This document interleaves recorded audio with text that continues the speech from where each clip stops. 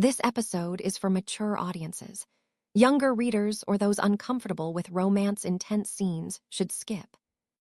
Bratbeer opened the door and saw Tina standing there in her short nightdress. Surprised, he asked, "What are you doing here so late?" Tina pushed him gently inside, entered the room herself, and closed the door. Brat just frowned, watching her actions.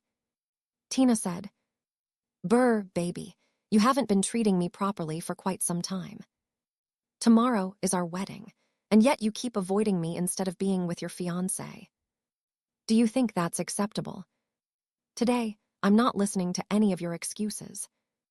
These past 6 months, every time we got close, you stepped back. I won't tolerate it anymore. I want to feel your love. Why are you silent? Say something. If you won't act, I'll have to take the lead, as I always do." She hugged him tightly as she spoke, but when she saw Brat indifferent, she finally gave a small push, sending him onto the bed. Then she leaned over him, pressing her lips to his in a long, intense kiss. Even though Brat was a man, he couldn't pull away from the moment. Every time he tried to resist, her determination drew him back. He sighed deeply, thinking of the power of her presence.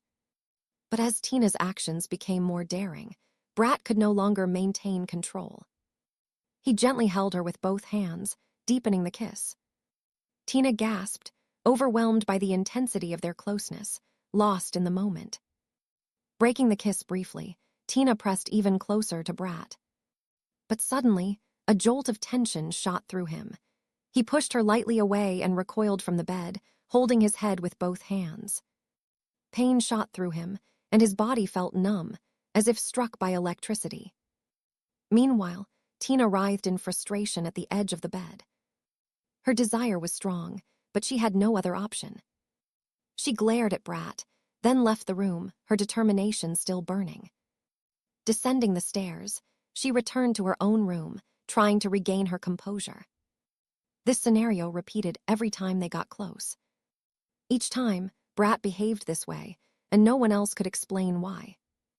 Tina often sought comfort elsewhere, but today, staying at Brat's house, she had no choice. Meanwhile, Brat had gone out driving while drinking. The words of the curse echoed relentlessly in his mind. "I curse you, Star King. Once born human, you shall never physically unite with another.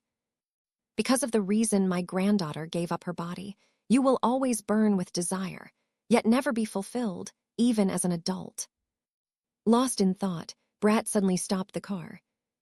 But it was too late. The front of his vehicle had already struck a girl who had fallen into the street.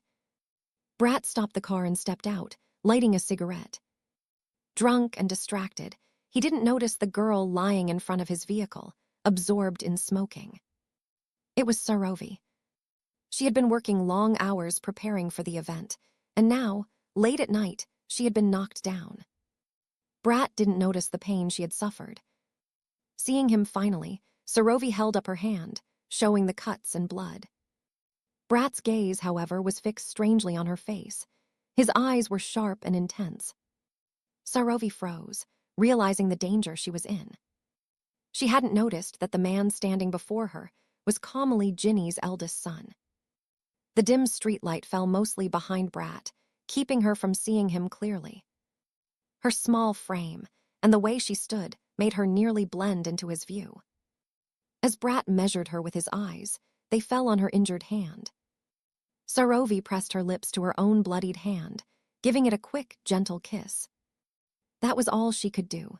Fear surged, and without looking back, she dashed toward her rented house, while Brat's lips curved into a faint, knowing smile. To be continued.